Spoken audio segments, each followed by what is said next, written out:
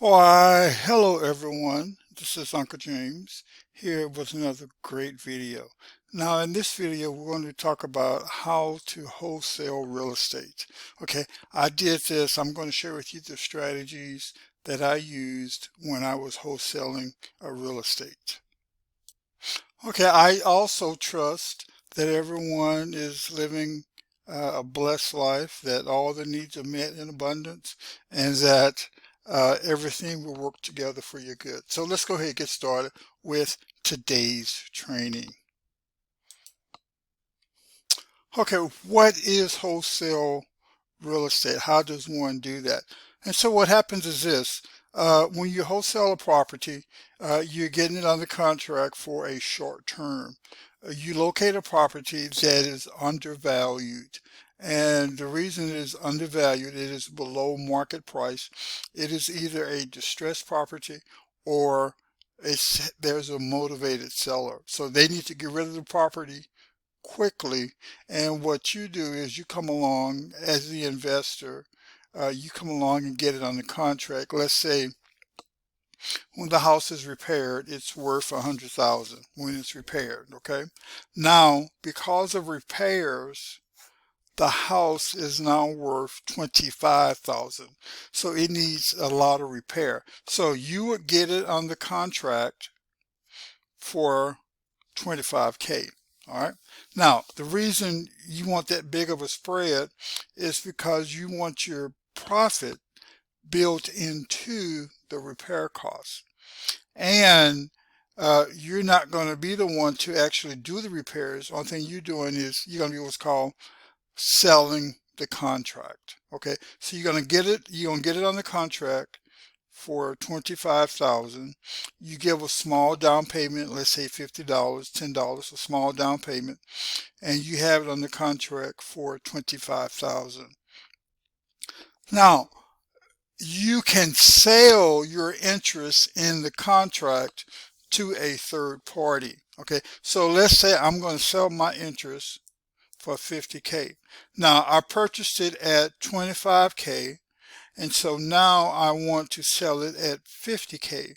Now I have a 25K profit built in to the sale. So when I sell it to an investor, I will sell it for 50,000. I got it on the contract for 25,000. Okay. That's what I would pay the person to sell it. I'm going to pay them 25,000. The person, the investor that is purchasing that property from me, he's going to pay me 50,000. So when you subtract, it leaves $25,000 as my fee for putting this transaction together. Okay, so this is the concept. You're able to control properties without actually owning the property. And this is a legal concept. Okay, you get it on the contract.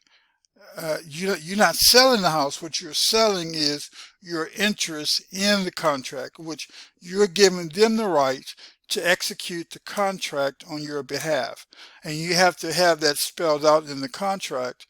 It's normally done with a statement done in the contract and or a sign. Okay, so you would have your name there, and then you would say and or assigned beside right next to your name. So so you would say, let's say your name is Mike. So you would have Mike and or assign. And what that does is this gives you the right to assign your interest in the contract. All right, so let's go ahead and get started. So let's go through these steps. Okay, number one, you must first find a distressed property or a motivated seller. Now, there are many different ways in which you can do this. You can do what's called driving through neighborhoods, and so you look for properties that are in need of repair. Okay, you can also use different one ads. I have a buddy of mine. He does his real estate through social media. He's an investor. He's a wholesaler. Now he's an investor, but he started out being a wholesaler. And so he would use social media to advertise his services. And then people would contact him, that he purchased properties in any condition. Okay, and then when you say that, this is let people know that the property that they're selling doesn't have to be A1 with all of the errors corrected. There are some problems, and so they want to get rid of it quickly. Okay, then the next thing you would have to do is negotiate with the seller. You have to come to an agreement of what the price is, how much you can get it under contract for, and then also what the down payment will be, because you do have to give some type of consideration to serve as your down payment. There's no real guidelines what that needs to look like. It just has to be something that both parties agree to. For instance, it could be it could be maybe 10, 15, $20, something like that. But it has to be something that both parties come to an agreement about. Now, once you have it under contract, you then have to go and search for what's called an end buyer. Who are you going to sell this contract to? Okay, now you then begin to negotiate with the buyer. Now, this is the person that's going to actually purchase your interest in the contract. So y'all come to an agreement on what that price would be. Then once y'all have entered into that agreement, you will then assign the contract. You will give the buyer your right to purchase the property. Okay, it's called assignment of contract. So you're going to assign the contract. Then once you do this, you actually go and close the deal. Now, depending on where you are, some places do what is called a double close. Okay, it just depends on where you are. I'll think what a double close is this. Actually, you're having two closings.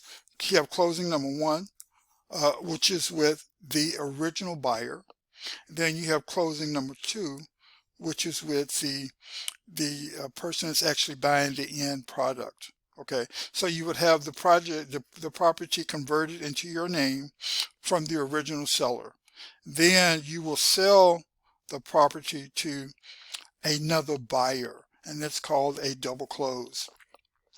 Some people do that. I've never done a double close, but it does work. It's a great concept. It really does work. All right. So now, remember, success leaves clues, and it does. Success does leave clues. You must become a person that takes massive action every day, every day, every day. Massive action. There's just nowhere around this. You must take massive action. It's just nowhere around it. No way, no way, no way, Jose. Now, success leaves clues. Now let me speak this blessing over you. Until we meet again, may the Lord continue to bless you. May he smile upon you. May he grant you his favor, and may he continue to give you his peace. And may he also continue to enlarge your territory. This has been Uncle James. Have a great day. Take care now.